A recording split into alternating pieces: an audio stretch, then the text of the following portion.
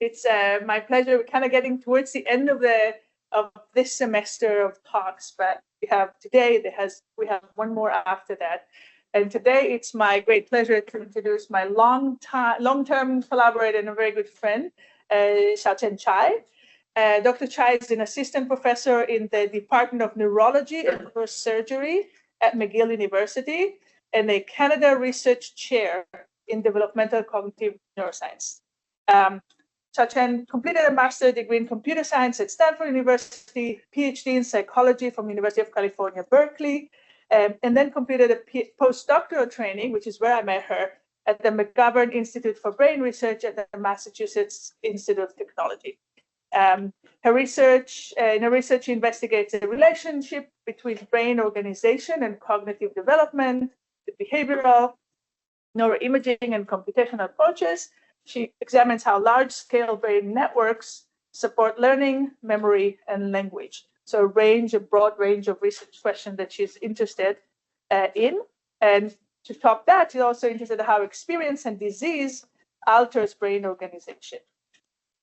She's at McGill, part of the Neurodevelopmental Disorders Research Group, the Azrieli Center for Autism Research, and also funded by the Healthy Brains, Healthy Lives. She's also currently the chair of the program committee for the 2025 FLAX Congress. This is the Developmental Cognitive Neuroscience. We have the chair of the program committee, meaning we can also build bridges of getting a little bit more of those developmental angle to what we do here at CBL. With all this, please join me in welcoming Xiaoqian to the talk. Thank you, Noah, for the very nice introduction. And so I'm super happy to be here. So thank you for giving me opportunity to tell me a little bit about our research. It's very nice to get a break from our still winter weather in Montreal, because we only have 2 seasons, winter and almost winter. So it's nice to see lots of green outside. I look forward to go outside later. I actually started my PhD in a comparative animal cognition lab. I don't know if you know that, but I was the only person who worked on humans, and then other people were looking at the squirrel, but we mostly focused on spatial memory at the time. So like over the years, I've been thinking, about like it's a question on my mind, like differences between animals and how they acquire skills and knowledge and versus humans. So I think like one of the striking differences you can think of is that many animals, such as like giraffes or horses, when the baby is born, they can just get up and walk within like minutes. And then very quickly, these baby animals can acquire all the skills they need to leave the mother and function independently as an individual. And that's really, really different from how human babies develop, right? Because we know for us, the baby takes like 12 months to crawl and then learn how to walk and to talk. So then if you think about all the skills they need to learn, like learning languages and how to deal with like social situation, all those skills, it's gonna take like decades, 2 decades at least, for a human individual to become independent. The question is like, why such a huge difference, right? So how come the human babies are born with like this like exceptionally underdeveloped brain, right? So like one possibility that if you're, let's say if you have 2 options, you're born with like all the things you need in your brain, then you can like, some animals are like they're born, they can just off go, but that comes with the cost, right? So first is the size of the brain, the second is like, how much more new information can you learn. So it's possible that we're born with like relatively immature brain, which gives us a greater capacity for learning. So this is something that kind of fascinates me over the years, to think about like how our brain development would be supporting how we learn about the world. So the overarching goal of my lab is to understand the relationship between brain maturation and cognitive development. We use mostly functional MRI to understand this relationship. So, the last couple of years, we're mostly focusing on the development of the hippocampus and the cortical networks that are underlining memory. In particular, we're really interested in the default mode network. That's what I'm going to be focusing on a lot today.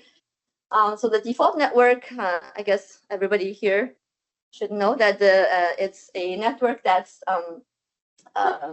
being, I guess, hypothesized to support these self-generated internal thoughts, such as memory recall, when you think about yourself, or self-referencing, and mentalizing or social cognitive functions. So for today, I have kind of two parts of my talk. In the first half or so, I'll present a few studies from my lab that looks at the DMN, hippocampus, and how they are related to self-referential memory in children. And then in the second part, it's still in early stages, but I'm super excited to present these preliminary results to this group just to get people's feedback on. We're recently taking on this precision neuroimaging approach in which we analyze each person's network organization individually. So I'm going to talk about some preliminary results about the DMN default network subcomponent development, and also the hippocampal cortical system development. Okay, so just a little bit background about, or history about my fascination about the DMN. It's all started when I was at MIT working together with Noah on looking at a data set she collected, actually. I think it was the first memory encoding study in children in the MRI. So together we looked at actually like which regions in the brain that are deactivated during memory encoding, because previously Noah has reported the positive activations, like what regions are more positive in children, in adults versus children. So here we're looking at the reverse, because she kept seeing these like blue dots. I'm like, oh, let's see what's going on. And then seems like there's a pretty clear, convincing picture from that data set that in adults, these regions that highly overlap with the default mode network, actually they are deactivated during a successful memory encoding process. So in this picture, we actually only showed it's overlaid on the DMN, but there are not much regions outside of these for the deactivation. And these deactivations of DMN seem to be slowly developing throughout this child's development period. So in our children group, which is like 8 to 12, we did not see this kind of pattern at all. And then some nodes of the DMN seem to develop this deactivation in adolescents, but in adults, it's a very nice picture. So after that, we know, okay, sure, like the DMN seems to be like it's better to deactivate it during successful encoding, but we also know from the other studies on adults that DMN is involved in autobiographical memory recall, memory retrieval.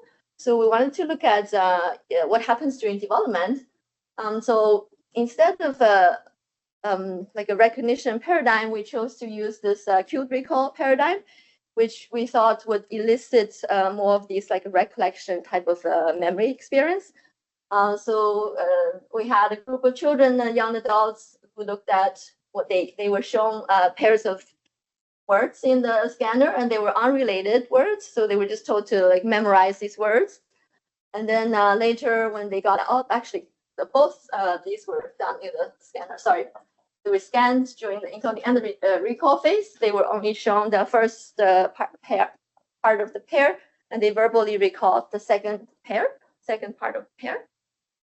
And then when we looked at the successfully recalled pairs versus the unsuccessful pairs, we saw a very nice activations in adult group, which covered a large part of the default network. Also, it's similar in children with, we can see some differences. There's no activation in the PCC. So then we did just a direct group comparison and then found 2 regions that showed group differences between children and adults in the one in the right precuneus, one in the angular gyrus, in which the adults showed much more clear pattern of higher activation for hits compared to miss. So as I mentioned earlier, that the DMN is involved in many things other than memory, right? So the theory about exactly how many subsystems are there in the DMN, I think that's still under debate. We don't know for sure, but this is one of the theories that there's probably a more dorsal medial system that is more related to things like mentalizing theory of mind. And there's this ventral system that's more like, we know it's more connected to the medial temporal lobe, so it's probably more involved in episodic memory. Then there's some people think there's a kind of a midline core or like a connector of the 2 systems, although that I actually don't know if that's the case. Some people argue there's just 2 systems, the social and the memory one. There's no middle system. But anyways, for me, I wanted to see, what happens when people encode memory using self-referential strategies. So that's why my grad student, Hillary, did a couple of studies looking at self-referential encoding in child development. So in this first data set, so this was actually collected at Johns Hopkins. We had just neurotypical children. It's a relatively large sample. So basically in the MRI, they did memory. They looked at pictures of these objects, and they were either asked to rate if they like to have this picture, for example, the toy. If they see the smiley faces, they say, okay, I like it, I want it, or I don't want it. If they see the leaves, and then they were supposed to say, okay, is this a living thing or not a living thing? So we call this semantic condition. So we had a self-related condition and a semantic judgment condition. So for all groups, as expected, the self-related encoding resulted in higher memory accuracy. This has been, I guess, a well-known fact, at least in adults, but we showed that in children, you do see the benefit, but the benefit is less in children. So as you grow older, you're able to somehow get more memory gain by encoding in relation to yourself. We also tested their source memory. We asked if you remember if which question you were trying to answer during the encoding. Was it the self or the semantic? And they also get a memory boost of the type of encoding for the self-referential memory. In the brain, the paper hopefully will be coming out soon. It's the revision just went in for review, so hopefully we'll get it out in the next few weeks. But in the brain, first thing we looked at was just to see like what's activated more when people were thinking about themselves compared to the semantic judgment. And I guess not surprisingly, we saw again the default mode network, specifically the medial prefrontal cortex that has been previously reported in adult studies for self-related coding. And then we looked at like if these activations, what's changing with age, and it seems like there's a part of the dorsal medial prefrontal cortex that showed a higher activation for self versus semantic in adults versus children. So when you plot out the distribution here, you see that it's for the non-self or the semantic condition, the activation level seems to be flat. It's the self that seems to have a little bit of a gentle gain throughout development. And then within these regions, we get the second question we asked that are these regions related to memory success or not? So again, like these regions were defined by self greater than semantic contrast without considering, if the trial was later remembered or not. But then we took these regions and we looked at whether we see a difference between remembered or miss.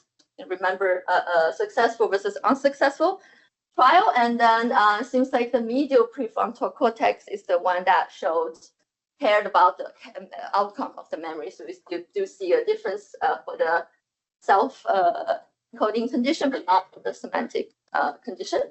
And somewhat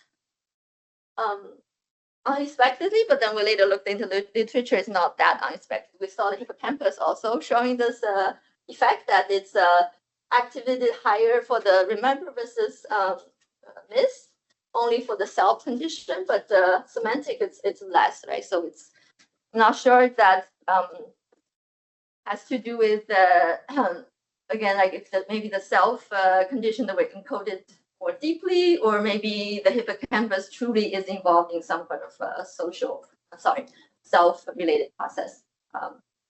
I think it's been reported in other studies that the hippocampus may be relevant for social related processes. Maybe Yihong will have some more knowledge on that. So, but yeah, it's cool. We found that. So, so this data collected at the Johns Hopkins at the time, we were able to collaborate with Richard Eden and Nick Putz.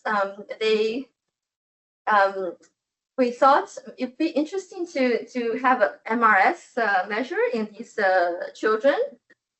It took 10 minutes. In hindsight, that's actually a lot of time that I gave away. But anyways, I thought, if we place a voxel in the PCC, that's the place where we saw between children and adults, like increased deactivation and also increased anti-correlation. We thought maybe we can measure the GABA signal there and see if that's driving these developmental effects. So anyway, so that's why we did that. So the first thing we looked at was does these signals from GABA and glutamate change with age? So the glutamate seems there's a decrease, and the GABA it's not so clear. But when we did the ratio, I think typical of people use this. It's not a perfect measure, but people have been using it as a proxy for the EI balance, excitatory inhibitory balance in the brain. So this EI ratio, or GLX divided by GABA, seems to be going down with age, and this is, I think, consistent with several other groups who have reported this relationship in like other regions of the brain. I think most time people just look at the ACC and the prefrontal cortex. I don't know if anyone else looked at the piece. That seems to be showing the same pattern of processes going down with age.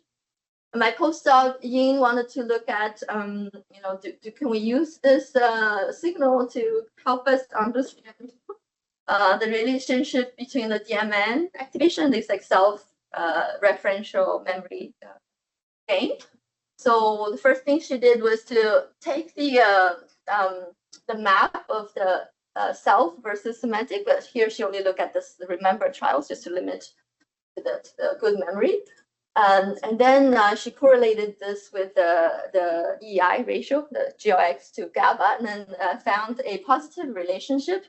So the higher the EI ratio, the higher the activation of the PCC, which I think makes sense. And this is agreeing with, again, what people found, like higher excitatory signals seem to have equal to like higher activation. Also, yeah, then she looked at same thing, but from an anatomical mask, it's the same relationship. And then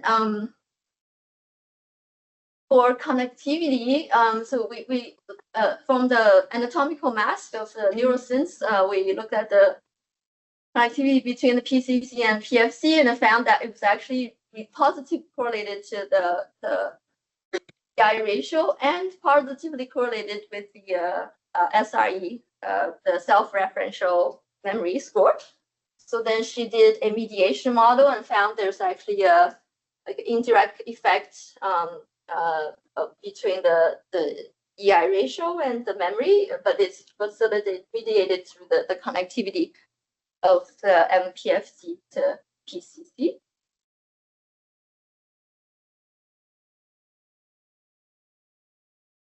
All right, so then the next study that Hillary did, this is done at McGill, and we wanted to look at children with autism. So we modified our paradigm a little bit.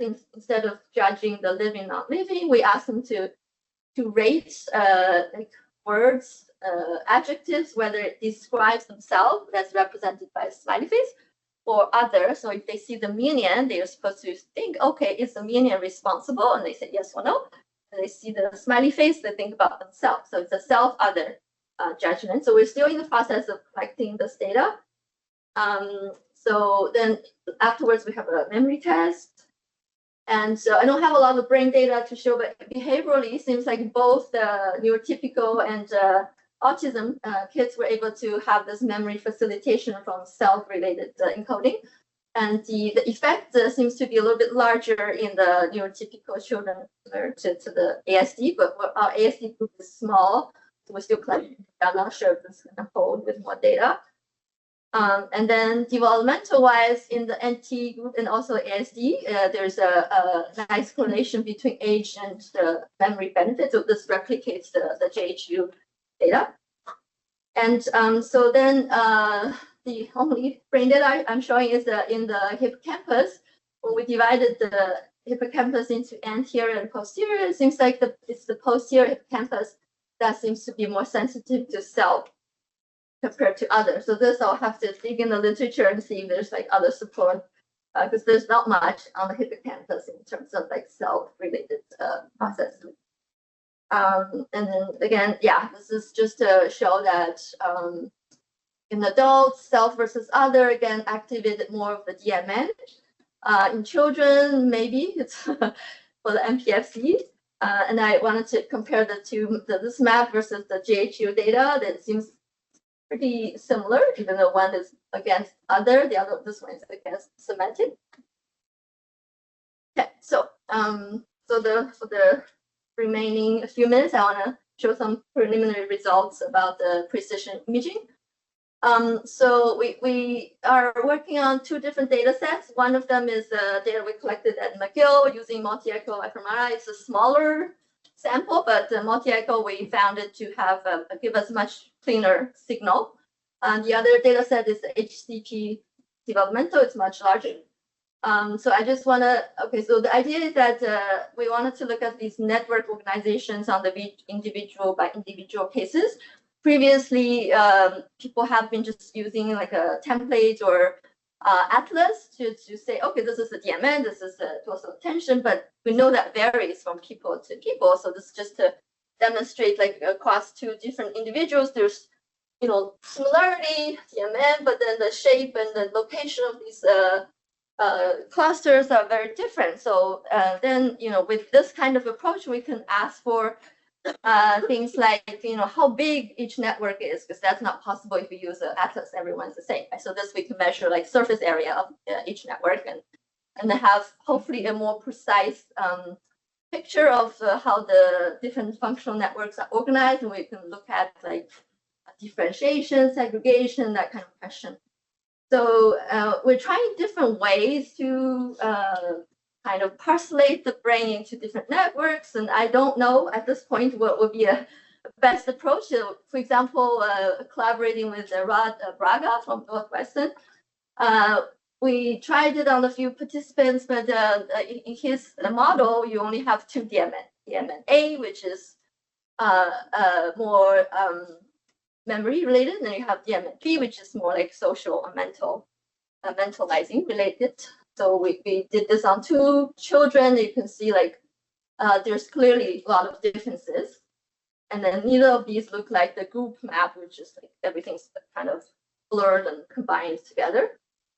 And then this other approach, we're just using a different starting point, starting atlas, the YAO 17 network that's been used quite a lot. And there's a more recent Lynch 20 parcellation, and you can again see differences between the individuals, and then none of them really look like the template, right?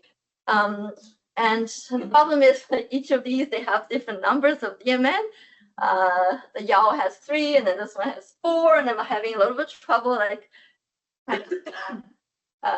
linking these with the initial framework. I was thinking about the dorsal system for social cognition, the ventral one for memory, because these don't exactly map onto that. The last approach this does. So this method, it's really hard to computationally very not very easy. So for now, I only have results from this method, which doesn't have the DMN A versus B. It has 3 or 4.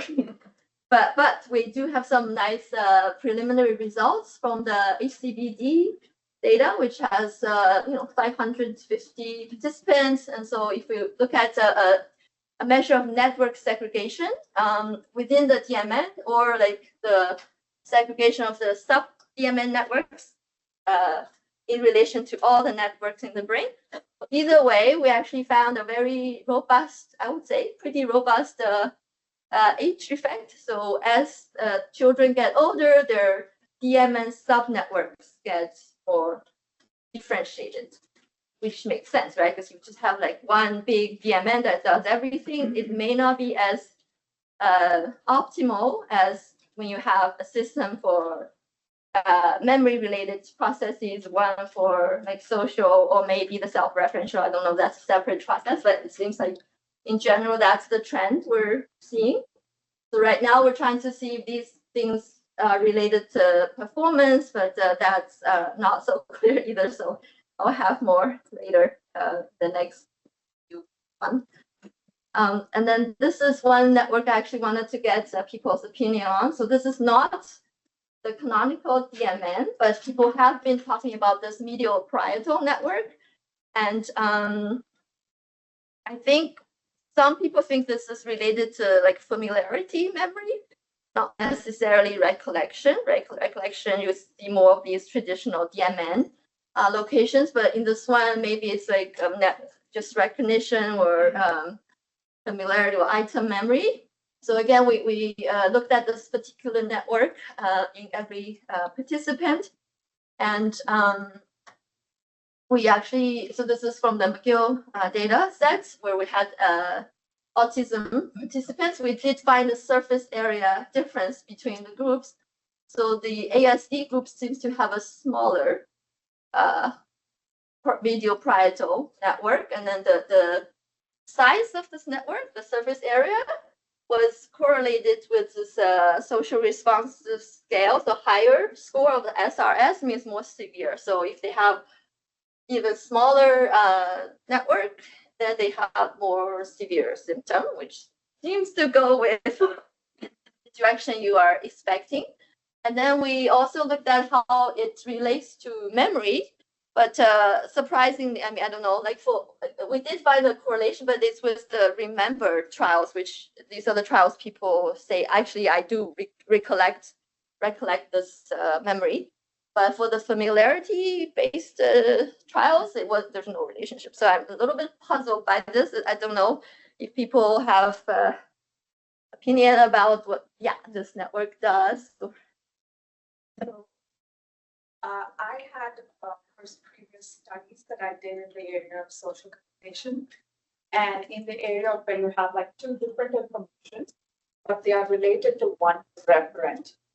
So there are two unrelated information, but they have a familiarity towards one particular referent. Mm-hmm. And I saw very similar activations in my study, which are related to precuneus as well as the medial parietal cortex. And I wasn't very sure what this activations are because this is not really related to social, but my stimulus material was segregating social information from just the mentalizing component. Okay. So what we did was we basically used like language and mathematical equations. And I saw very similar activations in my studies, Oh, very cool. which can be, I'm also thinking, can be related to familiarity as well, because it is related to two different references connecting to a singular reference. Right. But I can show. Yeah, let's talk details. like, but do you have a measure of familiarity or the recollection? No. Yeah, okay. We were basically interested in segregating, like removing social component from the default mode network activation. It was mainly the theory of mind study, so we wanted to like just see what's there in those counts. Oh, great. We should talk because we have theory of mind data from movie watching, but I'd like to show you. Okay, but I just haven't connected them together. Sorry, I don't mean to prolong the interruption, but could you just explain how you compute surface area? Okay. So I didn't. My student Jonah did. So he first looked at inflated brain, so everything's done on the surface. So for each cortex, he basically looked at how similar the connectivity from that cortex is to the connectivity of the template. Then for each person, he had a, for example, this medial. So it's basically the number of vertex. So how do you? That's going to be threshold dependent. So the surface area is going to go up as you drop the threshold, and the surface area is also going to shrink as the noise level goes up. So how can you be sure that the differences that you see, for example, between the ASD and control, that's the great consequence of different differential fit to noise? And what does surface area mean when it's going to change simply by changing the statistical threshold? Yeah, so we are going to look at that just to change use different parameters, thresholds, and see if this stays. So the reason we are looking at surface is we kind of inspired by this Chuck Lynch paper that reported in depression, like I think across different data sets, different thresholds, he saw the salience network that was kind of expanded in depression. So we're basically are gonna do all these data alternative approach just to see, like maybe like you said, it could be an artifact of signal. The ASD may have a less good signal. Yeah. Okay. So I'm gonna skip that if you want on time. So Jonah also, like here we divided anterior posterior hippocampus, found differences between ASD and controls, but these masks were taken from Xiaoqian, so we had like just math given to us. It's based on some analysis. So Jonah thought maybe we should find the different segments of the hippocampus with different connectivity profile, person by person. So again, applying this within person approach, and he looked at basically for each vertex. So we did the hip unfold on the surface. Each cortex has a connectivity profile to the cortex from the hippocampus, and then based on that connectivity, you looked at 3 gradients. The first gradient seemed to show every person within the 550 CPT project participants. Everyone had 3 sections, so this kind of lines up with what people already know about head, body, tail. But even I don't know if it lines directly onto those boundaries, but like 3 systems. And then again, he quantified the surface area of each system, and seems like the anterior system seems to be expanding from age, 7 to 21. The middle section, the body, it doesn't change with age. The posterior hippocampus seems to be going down with age. What does that mean? We're still trying to figure out. I think we checked many things that need to be checked before we know for sure this is a true phenomena, but I think it's interesting that you can like measure these things. Yeah. And that's so it's interesting, but those segments are defined by the pattern of connectivity with the rest of the cortex. Yeah, exactly. But is it consistent? What an anterior segment? It's always connected I think with the rest, or it's just differential? So here you just randomly pick the point vertex, and so the more anterior part of the hippocampus, usually, I mean, you would see consistently it's more connected to the DMN, the canonical DMN, compared to the posterior. I don't have the figure here, but it's pretty consistent. That's it for my slides. I know I used a lot of time, and like to thank all the mentors, collaborators, my lab, funding agencies, participants, and family, and everyone for listening.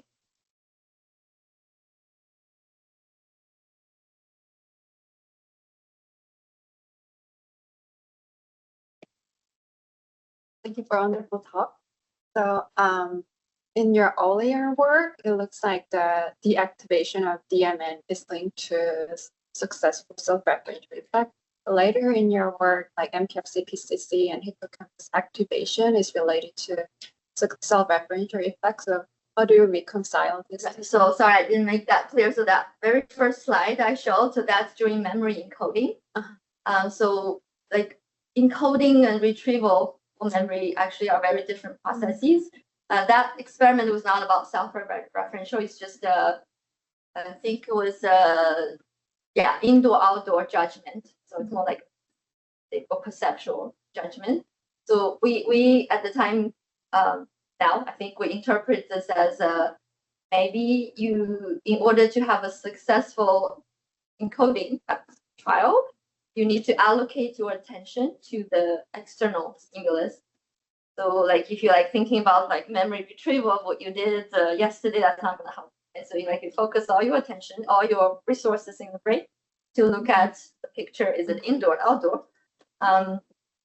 So that's very different from the later the other experiment, the cued recall, like during the recall. So you're thinking, okay, did I see this or not? So you like kind of like internally think about the time you first encountered the stimulus. Like, was I thinking, right? Like, this something I saw? Do I have this memory? So that's like a internal mental process rather than like more attention. Just on a related point regarding negative subsequent memory effects, they are not uniform across the default mode network. They can easily be dissociated depending on the type of encoding task you use, as you demonstrated yourself. So, for example, the MPFC typically shows a negative subsequent memory effect, but when you use a self-referential encoding task, it becomes a positive subsequent memory. Same thing happens in the angular gyrus. If you get people to use a relational semantic encoding task, angular gyrus switches from very prominent negative subsequent memory effect to a positive. The hippocampus, which some people think of as part of the default mode network, always goes up for successful encoding. So I think the idea that the default mode network uniformly deactivates during successful memory encoding is not a great idea. Yeah, it totally depends on the task. It's highly dissociable. I think that generalization is not a great generalization. Yeah, I agree. That I didn't make it clear. I meant for that type of task that it's not does not invoke any kind of internal self-internal. Yeah, people have tied themselves in knots from trying to explain hippocampus can be a member of the network, go up when everything else goes down. And an easy way to get around that is to stop thinking about the default mode network as if it's a unitary network that has to go up and down together. Yeah, exactly. I think maybe Noah would know more like in terms of the medial prefrontal cortex, the part that go down with deactivation, that mostly you see it in not the dorsal, right? I think it's more like middle ventral. And just like the more dorsal cluster, we saw the developmental area that probably belongs to a different subsystem. Yeah. And I think just to add on to that, once we have age, like a variability in the data, like age, we can start to also pull out. I think that medial prefrontal cortex is where we do find age differences that may not be found in other regions. How exactly to tie it, again, it depends what task and all the other parameters. But this is one place where bringing the age-related variability can help parse out different explanations about what is the differences between the specific patterns of connectivity. Following up on the age-related variability, would you mind pulling up the slide with the mediation analysis that you had? Okay.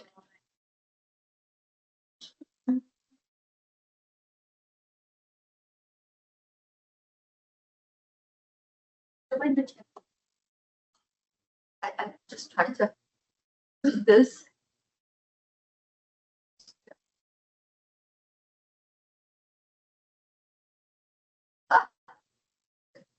Oh no! Of the text support.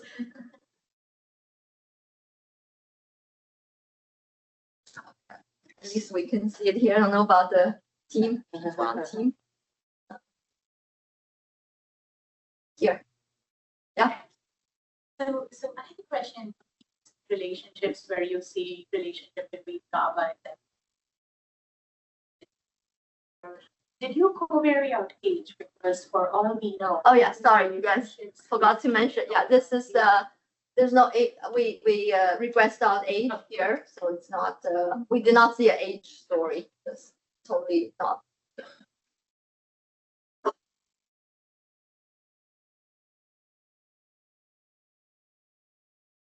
So maybe just like a broad question. You started the talk really nicely, kind of encouraging us to think about how is human brain development different than brain development maybe in the wild or animal. What do you think brain network, or why is brain network specifically interesting for you? And then another big question that maybe afterwards, if you have a few words to say, in a special population you're working with individuals with autism, what are the type of insights that are gleaned that helps understand development? Good question. So, the first question that why am I interested in networks, right? Networks in development. Development, right? So, I mean, I think like each part of the brain, we know it does its own thing, and again, like comparing humans to animals, I'm sure there are lots of differences. Like you just focus on like local brain areas, but I think like the reason these higher cognition arises, it probably has to do with the coordination of different regions and even across different networks. So I think that the picture is much more complex, and I think addressing it from multiple levels is necessary, right? So I'm just like really drawn to how like different kind of systems work together, or what's like the best way to organize them. For example, we need like for everyday interaction, we need memory, and then even for like social cognitive processes, we need memory, right? So there's not just the social component, like everything are working together. So I haven't been able to piece these together yet, but it's kind of the reason that I started this precision imaging approach is just to see if the dorsal medial system that we know, or present knowledge says that it has more to do with social cognitive processing, self-other processing, and this more ventral episodic system. They must work together. And then like the question is, in joint development, are these things getting more segregated? Is that better? Or like, is it better for them to actually have more crosstalks initially, right? So I don't know if we have like really good evidence to show that's the case. And I don't even know from my data, I wasn't able to really say if there's like a overlap of the two systems that does self-referential processing, because I just don't have the analysis to show that. I think we did find the kind of the middle part of the MPFC cares about memory and the social, but does that mean its own system? or is it just the overlap? I don't know. So these are the questions I'm still trying to get at, with like, trying to really parse out the system. I forgot the second The question. autism. Oh, Or autism. like the interesting in using that special population of individuals with autism. Yeah. So I was talking to Mick a little bit about that. You know, now that the autism spectrum is so wide, and it's probably, I think, at least the population I'm able to put in the scanner and have them do these like memory tasks, these are probably like a subgroup of the ASD. And then for these participants, they're, you know, very good with all the stuff I throw at them, the memory and IQ and everything. They do just as well, maybe like slightly like minor differences, but it's like a cognitive style is different, right? So I wasn't able to add in like a semantic memory, because my original thought is the individuals on the spectrum, I think a lot of them are very good with like memory, remembering facts, you know, like especially if it's something they're interested in, their memory of those things is phenomenal. Much, you know, sometimes much better than like just a neurotypical child. But a lot of them, when you ask them for like episodic details about things that happened, like, you know, at school, previous day, birthday party, they have trouble coming up with like these personal details.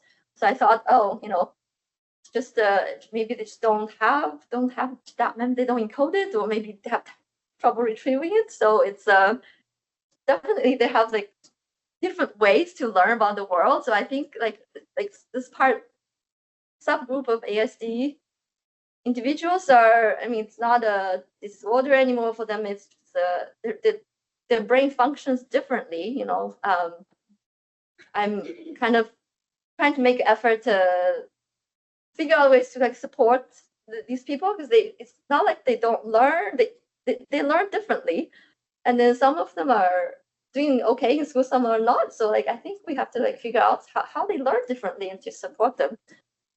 Like for example, you know, facts kind of exams, maybe they do okay, but you ask them to write a story, struggle. But I think this can be changed. It's just like they're different.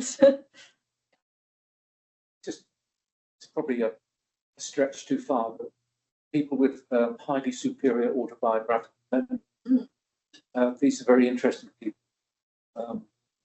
Their interest and their focus is themselves. So most of these folks turn out to have some kind of element of obsessionality, obsessional compulsion in their lives. And part of their obsession is there. And as a consequence, they seem to learn factual information about themselves incredibly well. Right, it's something they experience, and they know about Yeah, dates. it's extraordinary. You know, they will tell you something. You say to someone, "What did you do on May the 12th, 1992?" They'll tell you, and generally speaking, they're pretty accurate. And you can, a lot of them obsessionally keep diaries, which is helpful. But I don't want that. I'm just wondering whether in people with autism, particularly those people with autism who get very focused on kind of detail in an area that is of great interest to them, they have great knowledge and great memory for that. Two things. I'm wondering if there's some similar mechanism underpinning those two phenomena. And also whether the memory for facts and the knowledge that people with autism acquire, does that generalize, or is it restricted only to those things that they're particularly focused and interested in? Yeah, very good questions. Yeah. Has any work been done on it? Not that I know of. I think like first question for sure, I don't know the overlap between those super memory about themselves versus just speculation. Yeah, I think not sure. I don't know if the system like So these people superior biographic tested standard the test battery. They're medium. Yeah. It's not that they've got fantastic memories. Overall, it's just something about interaction between the focus of interest, the way that they. I think the interest motivation definitely drives how much. Yeah. But the second question, I think I don't know. I have to calculate this. data, but just my intuition is that I don't think it translates. There might be some subpopulation or just broader interest or like higher ability to, but it's generally better, but like a lot of them are just something that really good at that, but doesn't translate. Do we have any questions online? We do not have any questions online. Thank you. Thanks.